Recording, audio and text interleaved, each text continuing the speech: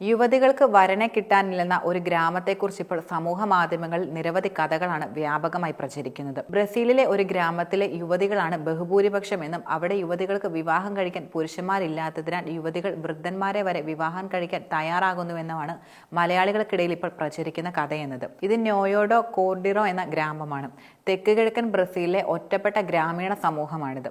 ലോകത്തെ ഇത്രയേറെ തെറ്റിദ്ധരിക്കപ്പെട്ട ഒരു സമൂഹം ഒരുപക്ഷെ വേറെ ഇല്ലെന്നും പറയാം. സ്ത്രീകൾ ആധിപത്യം പുലർത്തുന്ന ഈ ഗ്രാമത്തിൽ നിന്നും സ്ത്രീകൾ പുരുഷന്മാരെ ഓടിക്കുകയാണെന്നും സ്ത്രീകൾ തങ്ങൾക്ക് ഇഷ്ടപ്പെട്ട പുരുഷന്മാരെ പ്രാപിക്കുമെന്നൊക്കെയാണ് പുറം ലോകത്ത് വ്യാപകമായി പ്രചരിക്കുന്ന കഥകൾ. ഈ ഗ്രാമത്തിൽ എവിടെ നോക്കിയാലും സ്ത്രീകളെ മാത്രമായിരിക്കും കാണുക എന്നത് സത്യമാണ്. പണിയിടങ്ങളിലും കൃഷിയിടങ്ങളിലുമെല്ലാം സ്ത്രീകൾ മാത്രമായിരിക്കും. ഈ സമൂഹത്തെ നയിക്കുന്നത് പ്രധാനമായും ഒരു സ്ത്രീയാണ്. ഈ ഗ്രാമത്തിൽ താമസിക്കുന്ന സ്ത്രീകളുടെ അത്രയും പുരുഷന്മാരുണ്ട് എന്നതാണ് നിലനിൽക്കുന്ന യാഥാർത്ഥ്യം. ഏകദേശം 350 പേരാണ് ഇവിടെ പ്രധാനമായും താമസിക്കുന്നത്. പുരുഷന്മാരിൽ ഭൂരിഭാഗം അടുത്തുള്ള നഗരത്തിൽ ജോലി ചെയ്യുകയാണ്. അതുകൊണ്ട് ഗ്രാമത്തിലെ ജോലികളെല്ലാം സ്ത്രീകൾ തന്നെയാണ് കൂടുതലും ചെയ്യുന്നത്. ഈ ഗ്രാമത്തിന്റെ ചരിത്രം യഥാർത്ഥത്തിൽ ആരംഭിക്കുന്നത് ക്രിസ്തുവർഷം 1800കളുടെ അവസാനത്തോടെയാണെന്നാണ് കണക്കാക്കപ്പെടുന്നത്. കത്തോലിക്ക സഭ അതിന്റെ എല്ലാ പ്രതാപത്തോടും കൂടി വാഴുന്ന കാലമായിരുന്നു ഇത്. അക്കാലത്തൊരു യുവതി സഭയെയും സമൂഹത്തെയും വെല്ലുവിളിച്ചതിനെ തുടർന്നാണ് ഈ ഗ്രാമത്തിന്റെ ചരിത്രം ആരംഭിക്കുന്നത്. മരിയ സെൻഹോറിൻഹ ഡി ലിമ എന്നായിരുന്നു ഈ യുവതിയുടെ പേര്.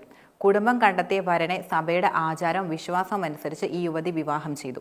പക്ഷേ വിവാഹം കഴിഞ്ഞ് 3-ാം മാസം ഇവർ ഭർത്താവിനെ ഉപേക്ഷിച്ച് കാമുകനൊപ്പം താമസിക്കുകയാണ് ചെയ്തത്. ചിക്കോ ഫെർണാണ്ടസ് എന്നായിരുന്നു ഈ യുവതിയുടെ കാമുകന്റെ പേര്. റോമൻ കത്തോലിക്ക സഭയ്ക്ക് സങ്കല്പിക്കാൻ പോലും ആകാത്ത പാപമായിരുന്നു യഥാർത്ഥത്തിൽ മരിയ ചെയ്തത്. തുടർന്ന് സഭയിൽ നിന്നും സമൂഹത്തിൽ നിന്നുമെല്ലാം അവളെ പുറത്താക്കി. മിനാസ് ഗെറൈസ് സംസ്ഥാനത്തിലെ ഒരു ചെറു ഭൂപ്രദേശത്തേക്ക് തന്റെ കാമുകനുമായി മരിയ പിന്നീടെത്തി.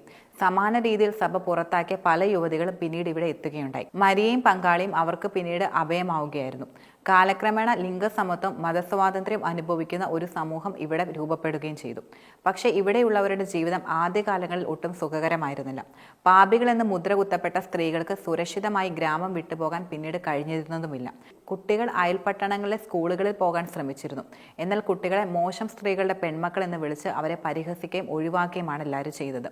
കത്തോലിക്ക സഭ അവരുടെ വേട്ടയാടൽ തുടർന്നുകൊണ്ടേയിരുന്നു. പക്ഷെ സഹിഷ്ണുതയുടെ ഒരു താഴ്വാരമായി ഈ ഗ്രാമം നിലകൊണ്ടു. സഭയുടെ കണ്ണിൽ അനുസരണയില്ലാത്തവരെയും അനുതാപമില്ലാത്തവരെയും പുറത്താക്കപ്പെട്ടവരെയെല്ലാം ഇവിടെയുള്ളവർ പിന്നീട് സ്വാഗതം ചെയ്തു. 1940കളിൽ അനീസിയോ പെരേര എന്ന പ്രൊട്ടസ്റ്റ് സുവിശേഷകൻ ഇവിടെ എത്തുകയുണ്ടായി.